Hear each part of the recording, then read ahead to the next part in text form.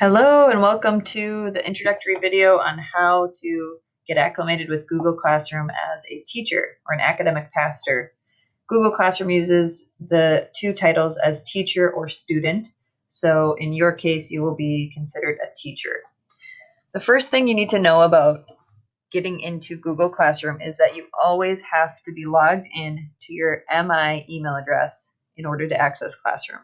Google Classroom does not allow anyone with a personal or work email address to use Google Classroom. You can only use it with an educational email address. So you have to log in first under your MI email address, which you've been given.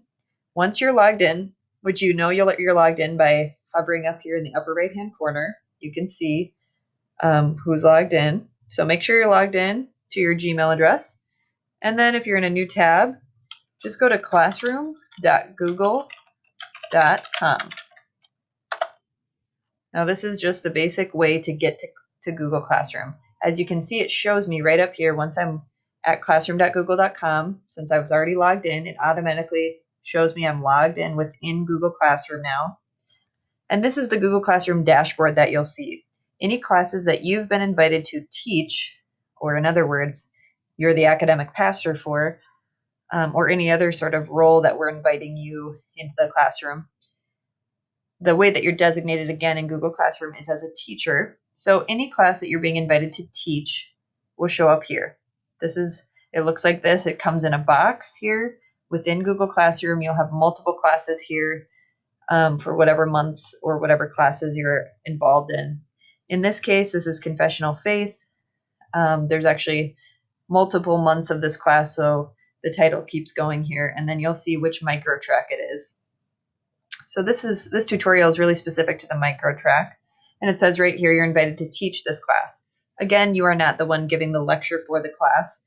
This is just Google Classroom's way of designating you as the role of admin, or in your case, academic pastor. Now you can accept this invitation within your inbox as well. If you just go into your mastersinstitute.org email, you should receive an invitation from Google Classroom there. If the Masters Institute has invited you to teach a class, that's what it'll say. So just remember that word teach is applicable to you, even if you're not literally teaching the course. Please do accept. So you can come here again directly into Classroom, or you can do it from your inbox. Either way, you have to be logged into Gmail first. Click accept. We're accepting to teach this class. It's just thinking for a second, and here it brings you right into the class that you've accepted to teach. So this is what it's always going to look like when you first accept an invitation to teach a class. It'll take you right into that class once it's connected. And you'll see it'll look like this. There'll always be a big picture. There'll be a title, Confessional Faith, with the numbers of the class designated. Now, this is a multiple month class, so that's why there's two numbers here. Anytime there's more than 1 month to a class in the micro program, it will always be included in the same Google class. So it's not like they're going to be separated out into separate classes, if that makes sense. Again, you'll see which micro track is specific to here. Underneath that, you'll see any admin or teachers, as Google calls them, underneath that. So there's quite a few on this one.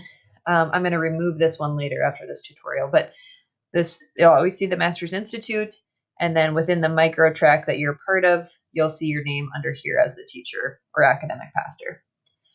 Just a quick introduction to these pages, and then in the next video, I'm going to show you how to actually grade homework and return that graded homework on Google Classroom. I think it'll make things easier for you once you get used to it.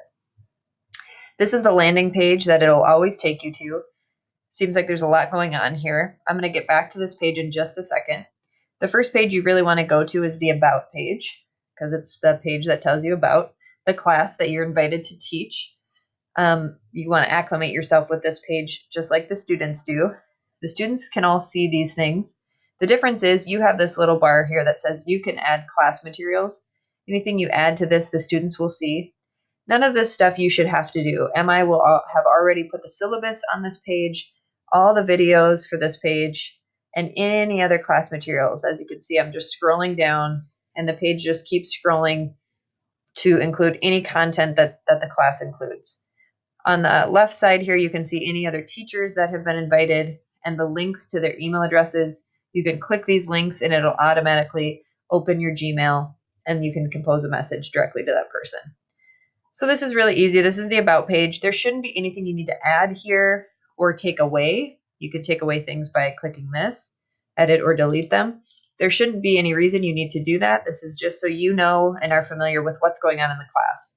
If you want to click onto the syllabus, you can click that here. It pulls it up as a PDF.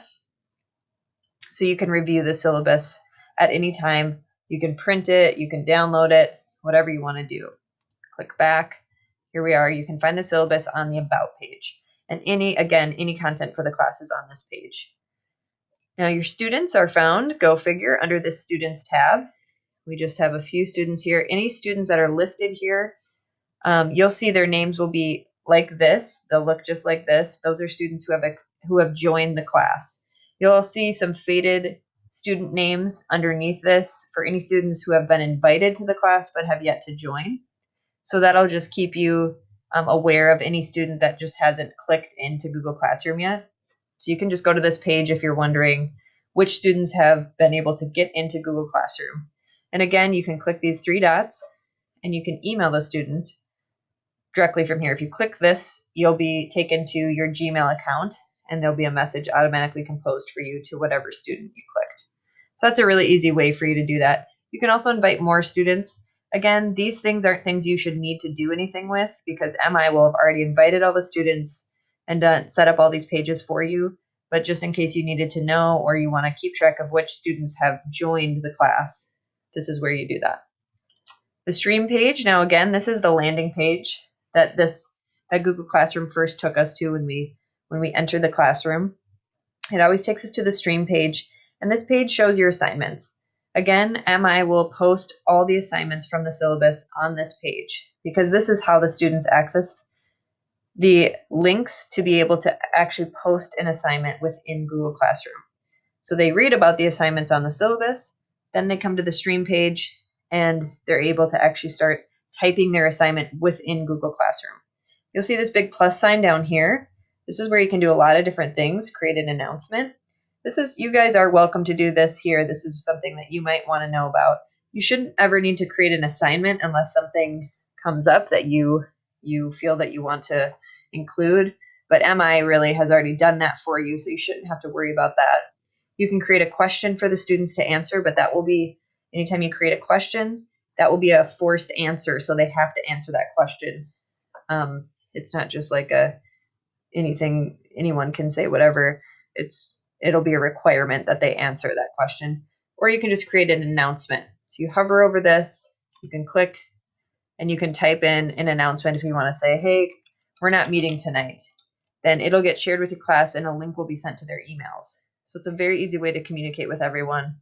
You can adjust it to all students or just specific students as well. And then these announcements will post wherever you put them. They'll post right up here. They'll just move above whatever's here. And then over here, it shows you any work you have due, which you don't have anything due soon because these months are in the future. But it will show you any work that you have coming up, which means any homework assignments you have to grade. It'll show you right here. Now, if you ever get lost within Google Classroom or you're like, how do I get back to that one page?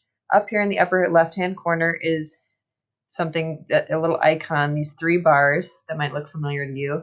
This is a main menu symbol. You click that, and you can get back to all your classes. This is the dashboard. So that little home button is what I just clicked. It takes me right back here where we first started. And if I had multiple classes I've been invited to teach, they would all show up here. So I can just get into the classes that way. Or I can click this again, and I can look down here under teaching. It'll list any classes I have. Right now I just have one, but if I had multiple classes, they'd all show up here. So any classes that you're academic pastor for with the microtrack will show up here. So that's it for the introduction. Let's go back into this main classroom. Here you go. This is just the introductory part of your first time being introduced to Google Classroom. I encourage you to check this out and just see how things work within Google Classroom, and then check out my next video about how to actually grade assignments.